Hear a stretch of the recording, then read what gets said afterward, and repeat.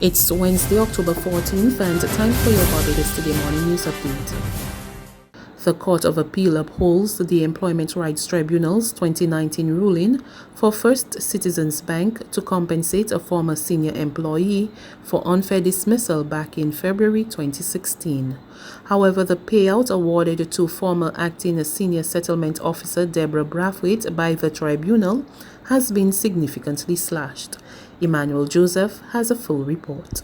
Back in September 2019, the three-member tribunal chaired by retired Appeal Court Justice Christopher Blackman ruled that First Citizens must pay Brathwaite $303,570 by October 31st of that year. But the bank, through its attorney Ramon Allen, challenged the level of compensation before the Court of Appeal, which agreed that the ex-employee should only now be paid $119,000. The appellate judges also introduced a precedent that there is no requirement to exclude a person who is investigating a disciplinary matter against an employee from also sitting on the internal panel hearing the case. During its 2019 judgment, the ERT had cited the inclusion of a Charles Gill, the original investigator on the disciplinary panel in Brathwaite's case, and the merging of that entity with the investigative committee as one of what it termed the procedural irregularities that caused the complainant's dismissal to be unfair. The bank had also appealed the ERT's decision on the basis that it was contained in paragraph 27, which highlighted the three procedural errors and stated that but for them, the decision could have been fair. The Court of Appeal yesterday agreed with the bank that the purported errors did not amount to procedural unfairness. The claimant was terminated after 28 years with the bank when she was found to have used its internal electronic information system to initiate an automatic transfer of $500 monthly from her personal checking account to her personal savings account between 2013 and 2015. The appellate judges consider that having regard to all the circumstances, being the first offense of its kind against Brathwaite, her relatively unblemished record, no finding of dishonest intent on her part, and no financial loss to the bank as a result, the decision of the appellant to dismiss the employee was one no reasonable employer engaged in the same sector as the appellant would have made, so that the dismissal was unfair. Compensation was revised, bearing in mind the CCJ decision in Sheffet, to $119,477. The appeal was dismissed with costs fit for two counsel to be agreed or assessed in default of agreement. Emmanuel Joseph for Barbados Today. Simply unfair. That's how noted economist Jeremy Stephen has described a recent suggestion that Barbados and the rest of the region should not bank on getting any debt forgiveness in the face of the negative impact from the COVID-19 pandemic. During a recent online forum, the World Bank's chief economist for Latin America and the Caribbean, Martin Rama, said that the chances of debt relief were slim, partially because many of the Caribbean countries are among the richest in the region. He said he was not betting on the region getting debt relief, though it could still lobby. But in an interview with Barbados Today, Stevens said it was simply not fair for lending institutions to take a broad-based approach when dealing with issues facing Caribbean economies. Barbados, for instance, we might be deemed to be wealthy, but our major foreign exchange earner and therefore driver of the economy would be tourism. Every other industry really depends off of the foreign exchange that's made there. And if there's no tourism, then there's more debt. And yes, he expected that there would be more debt that we would take on. But again, Jamaica as a percentage of GDP might not take on as much as Barbados would in terms of keeping, certain systems afloat, certain social systems. So Barbados being highly vulnerable to COVID, not just on with respect to logistics, but because we depend so heavily on tourism and not any other real form of trade, it shouldn't be treated similarly to Jamaica, whom on paper could be poor, but better able to have an internal economy that trades itself, you see. So the argument lacks an understanding, in my view, of understanding the variability across each country. But yes, I also understand the need to look at it as one sub-region simply because we lobby as such in the eyes of the World Bank. Major upgrades and renovations are on the cards for jetties across the island. Minister of Maritime Affairs and the Blue Economy, Kirk Humphrey, revealed that almost $4 million would be spent in repairing the jetties in Oistins and Bridgetown. Additionally, he told Parliament during debate on the Appropriation Amendment Bill 2020 yesterday that the slipway at Compensate Bay in St. John would be repaired, while others would be built at Pile Bay, the Bridgetown Market, and the Bridgetown Port.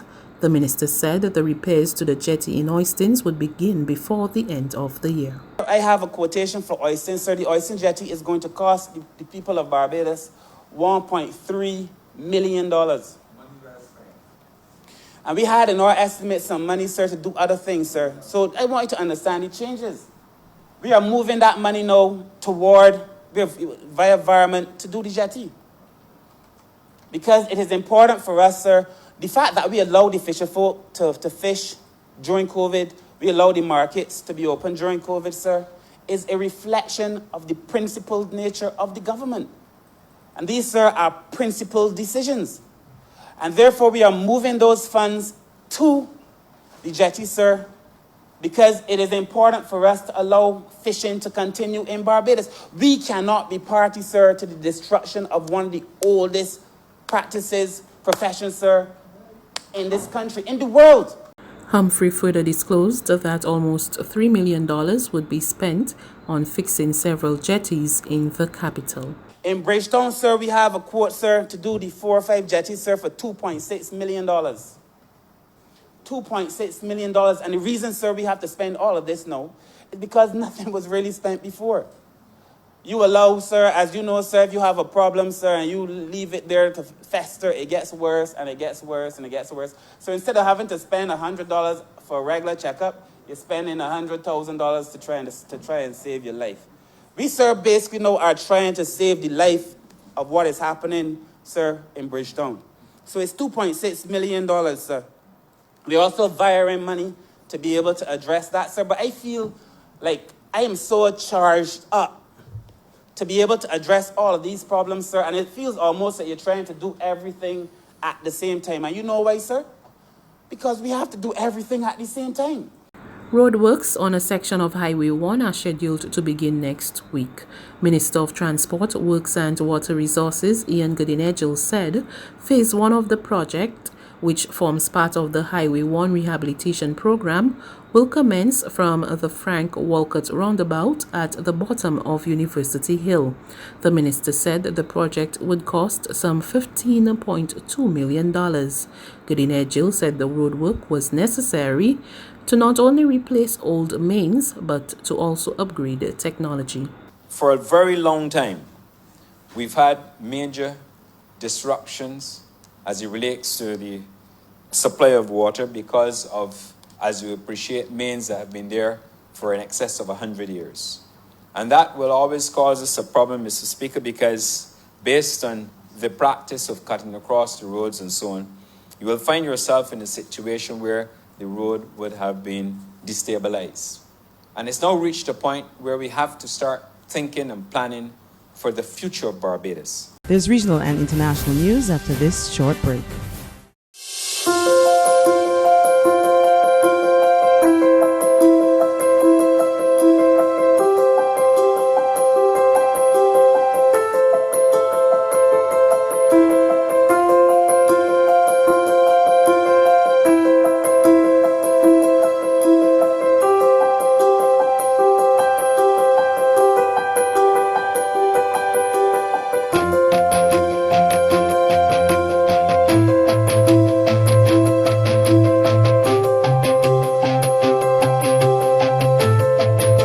Barbados Today, news you can trust.